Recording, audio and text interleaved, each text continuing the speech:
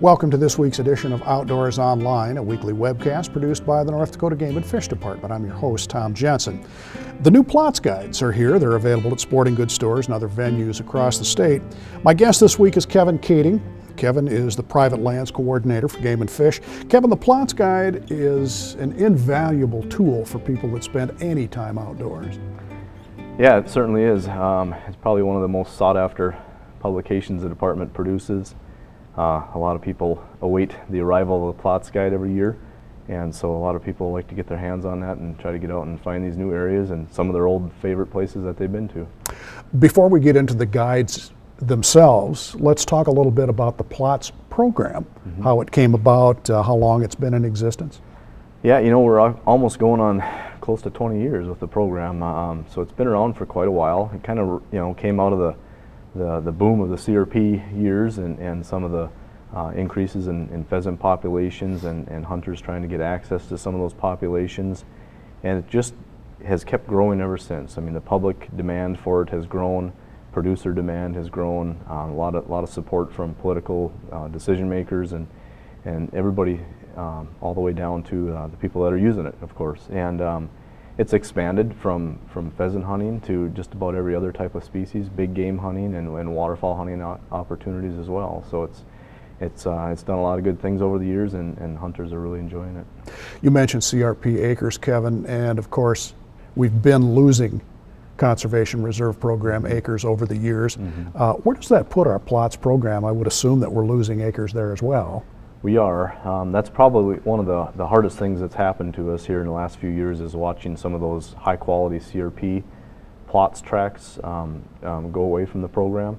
A lot of that has been in the program for 10 plus years, and as those CRP contracts expire, either the producer wasn't able to get it back into CRP, or they simply chose not to put it back into CRP. It depends, but when that contract goes away, the habitat obviously it doesn't stay. A lot of times it gets converted back to crop production, and so when that happens, we tend to lose those acres from the program. Sometimes we can work with the producer to keep some habitat out there, and they can farm some other portions of it, but generally speaking, that PLOTS tract is no longer that much value to the program after that happens. So with that being said, we've lost a significant amount of CRP from the PLOTS program in the last several years. Overall, we're still sitting at around 730,000 acres of PLOTS in the program. Right, you have a lot of different venues in the CRP or the PLOTS program. Right. So people can look for working lands plots, things like that. Waterfowl hunters are especially interested in. Right. There's a lot of different things. Let's talk about the guide itself. You mentioned 730,000 some odd acres, and people need a way that they can find these acres. What can people expect to find when they pick up a copy of the PLOTS guide? Well, you're going to see information in there, just general information. There's some contact information in there, but as far as the real guts of the material is the maps themselves that lay out all of the public lands, all of the PLOTS lands. So that's a private land that we've enrolled in our program, and it you know, it has a legend in there as far as being able to identify if it's a wildlife management area, waterfowl production area, PLOTS tract, other lands as well. It's laid out pretty well by a certain grid type system, so you should be able to find your area of interest on the back, looking at this map sheet index. From there you go into your favorite map sheet, and from there you should be able to navigate around via section, township, and range, and fairly straightforward, laid out on a mile type grid system. Makes it very hard to get lost in rural North Dakota, as well as these maps are marked out, like you said, and it maps out railroad tracks. Right. You can see sloughs on there. It's very, very There's valuable. a lot of detail there, and you know, one of the things that when hunters are out and about, you know, I mean, when they're out and about and looking at the PLOTS guide and they're enjoying their favorite PLOTS tract, if they come across something like a PLOTS tract that has signs that are down, or something may look like it shouldn't be happening, something shouldn't be going on out on a PLOTS tract, one of the things I'd like to tell people to do is just make sure you circle that on your map and give us a call sometime. If there's signs missing, or if there should be signs in a different place, or anything that looks maybe out of order out there. Sometimes PLOTS tracts get posted Right. that they shouldn't Yep, be. or sometimes it's just a misunderstanding between a renter and a landowner, Sure. or a lot of different things can happen out there. There's a lot of acres to keep track of, and so, don't just drive by it and wonder what's going on. Give us a call. Circle it on a map and give us a call sometime.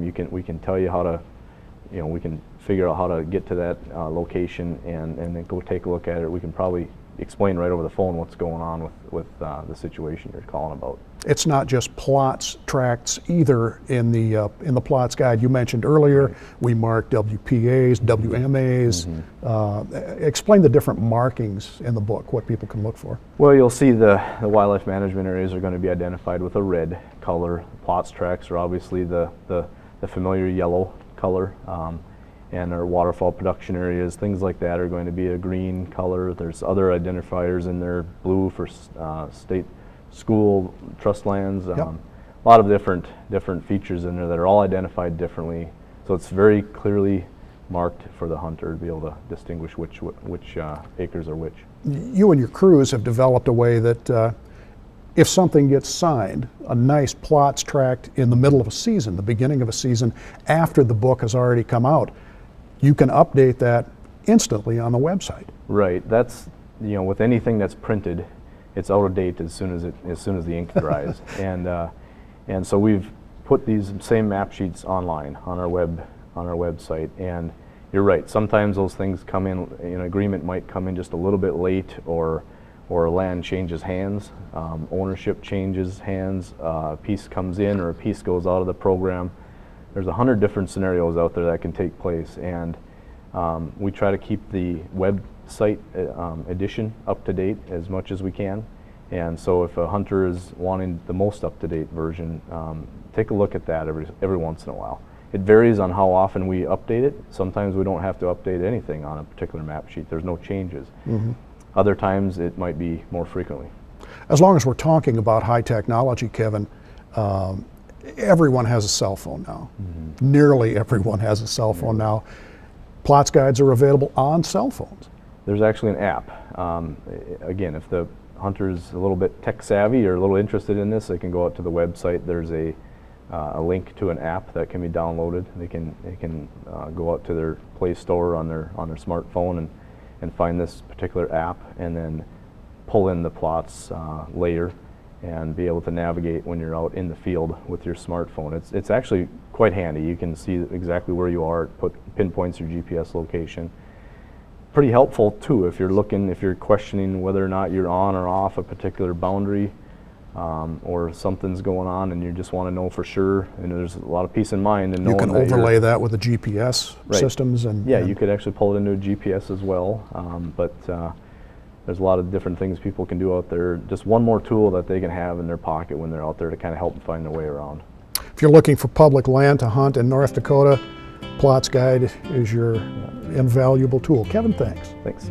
Most hunting seasons in North Dakota are open and in full swing, but there are still a few very important ones that will open soon. Pheasant and fall turkey seasons open October 8th. The 2016 firearms deer season opens at noon on Friday, November 4th and ends Sunday, November 20th. And the following Friday, November 25th, the muzzleloader season for deer opens. For Kevin Kading and the rest of the staff here at North Dakota Game and Fish, thanks for joining us for Outdoors Online. See you again next week.